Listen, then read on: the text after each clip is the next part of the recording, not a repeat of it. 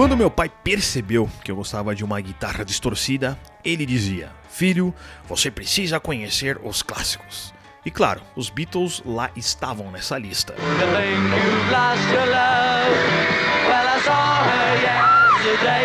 Mas a Beatlemania não me pegou, e da terra da rainha só o The Cure, o Maiden, o Judas Priest e o Tears for Fears é que faziam a minha cabeça naquela época.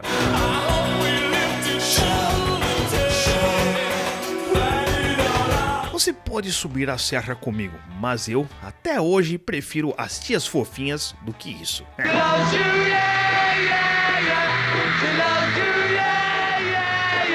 Os Beatles tiveram sua grande importância dentro da história do rock and roll, mas eu sou da seguinte opinião, de que eles eram e são até hoje superestimados.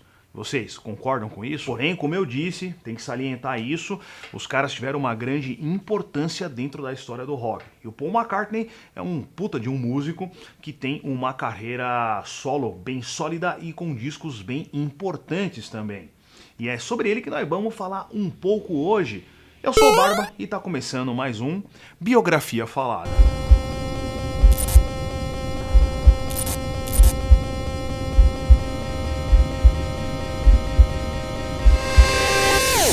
You had this branding of being the cute Beatle, which I imagine you didn't like because in a way being cute means, oh, I'm not a serious musician. I hated that.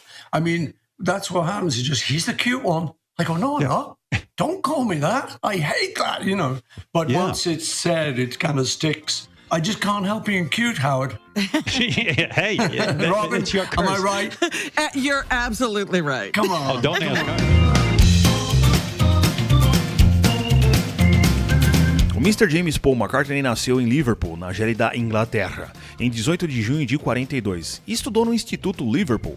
Lá para os seus 11 anos, andava em más companhias. Foi nessa época que ele conheceu o George Harrison, seu futuro brode de banda.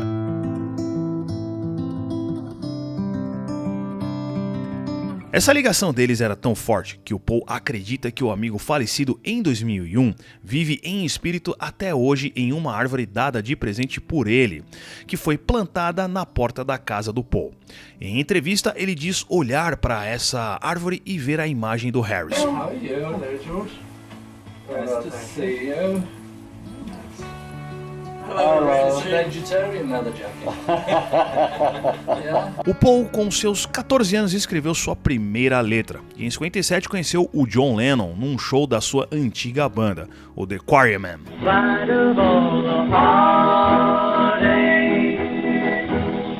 Joe então convidou o Paul para entrar na banda, depois de vê-lo tocando a música 20 Flight Rock, do Eddie Cochran.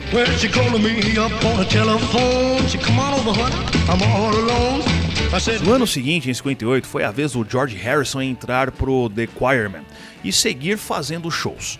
Em 60, eles mudaram o nome para The Beatles, mas ainda não tinha um batera fixo. Só em 62 é que o Ringo Starr entra pros Beatles, e aí começa a epopeia dos ingleses rumo ao sucesso mundial.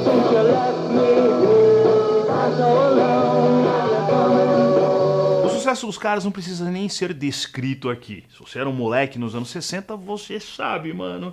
A Beatlemania te pegou. Em 63, os Beatles já estavam arrebentando nas paradas de sucesso da Inglaterra e faltava bem pouco para eles conquistarem o mundo.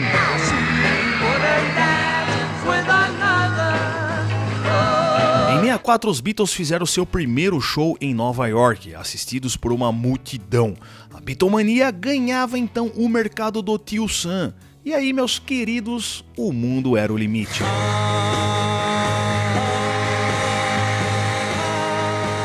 Não demorou muito até a dona Betty II condecorar os Beatles com a Ordem do Império Britânico, em 65. Paul tinha uma quedinha pela rainha quando ele ainda era uma pobre criança moradora de Liverpool e mal sabia que anos depois iria conhecer a dona Betty pessoalmente. Inclusive, ele escreveu uma música para ela, a Her Majesty. Her Majesty's a pretty nice girl, but she changes from day to day. Não seria a primeira vez que o Paul escreveria uma letra para uma mulher. Em Let It Be, ele cita uma Mother Mary, que é uma referência à mãe dele, que infelizmente morreu de câncer de mama quando ele ainda era criança. Speaking words of wisdom, let it be. Let it be.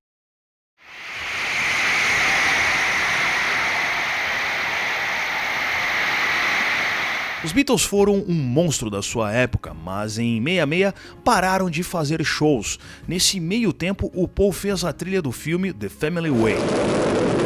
Today, Jeffrey! Come on, Jeffrey! the Bolting brothers have done it.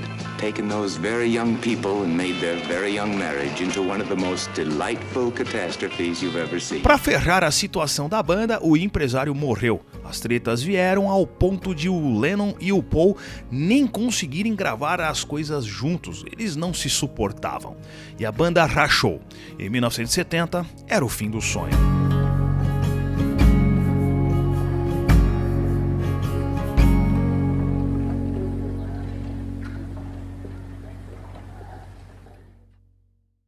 Diante do fim da banda, muitos procuraram um culpado. E a Yoko Ono é até hoje colocada como o pivô, né, o fator principal da treta toda. Mas o próprio Paul já saiu em defesa dela em algumas entrevistas e disse: ela certamente não separou a banda já estava separada. Mas há controvérsias e o próprio Paul já entrou meio que em contradição nessa entrevista aqui nesse podcast. You were talking about the business of the Beatles, and this to me is fascinating. When they break up, all right? And who knows who broke? You know, everyone has a theory. I know. Who broke it up? John. John did. Yeah. And he tried to pin it all on you. No, I don't think anyone tried to pin it on you. It just came out that way. That's the long story. But there was a meeting where John came in and said, hey, guys, I'm leaving the group. Right. He So was with Yoko. He'd found Yoko, and John loved strong women. Yes. His mother had been a strong woman. His auntie who brought him up had been a strong woman. And bless her, but his first wife wasn't. She'd once said to me, you know, all I want is a sort of a guy who wants a pipe and slippers. Right. Come Stay home and Yeah. do that. And I thought, whoa, that's not John. You got the wrong And guy. so John had met up with Yoko, and even though we thought, oh God, a bit intrusive, you know, she used to sit in on the recording sessions, and we'd never had anything like that. Yeah. But looking back on it, you think the guy was totally in love with her. Yeah. And, you know, you've just got to respect that. So we did, and I do. Ainda em 70, o Paul toca o barco e lançou seu primeiro disco solo, o McCartney. Every night I just wanna go out, get out of my head. Na sequência, ele lança o compacto Another Day Sometimes you feel e depois um dos melhores discos dele, o Ram. driving in the backseat of my car. Aproveitando a boa sequência de discos, ele monta a banda Wings, formada pela Linda McCartney, Denny Laine e outros músicos não fixos. All of guitar, oh, Miss Roy. Entrando nos anos 80, quase aconteceu uma reunião dos Beatles, mas nesse período o John Lennon foi morto. Em 81, junto com o Harrison e o Ringo Starr, o Paul tocou All Those Years Ago.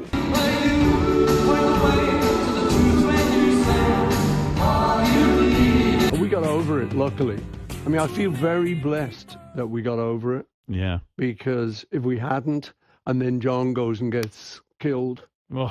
I don't know how I would have dealt with that. If you weren't on good terms at Yeah, that point. I was very lucky because we sort of got it back together, and it was beautiful. I would ring him or go see him in New York. Had the four of you ever gotten together since the Beatles broke up? Had there ever been a time where you were all four in the same room, like actually doing something together? No, Never. no, not really.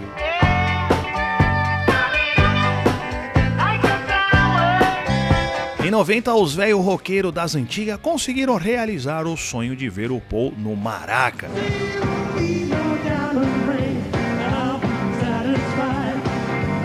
E ele voltou depois, em 93, para um show em SP e outro em Curitiba. E aí, você estava em algum deles aí? Comenta aqui embaixo.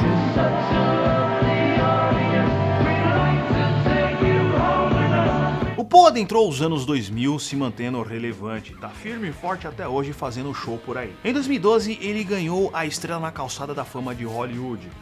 E não preciso nem dizer, cara, esse maluco junto com os Beatles marcou toda a história da música pop e do rock, seja com os Beatles ou em sua carreira solo. Esse foi um breve vídeo falando um pouco sobre a história do Paul McCartney. De repente aí, se ele tiver um bom desempenho e vocês me pedirem, tiver interesse, a gente faz uma segunda parte com mais curiosidades aí. Faz um especial só de curiosidades, tá? Bom, eu convido vocês também a assistirem esse vídeo aqui do Ozzy Osbourne, que foi um cara que foi totalmente influenciado pelos Beatles. Então é isso aí, vejo vocês.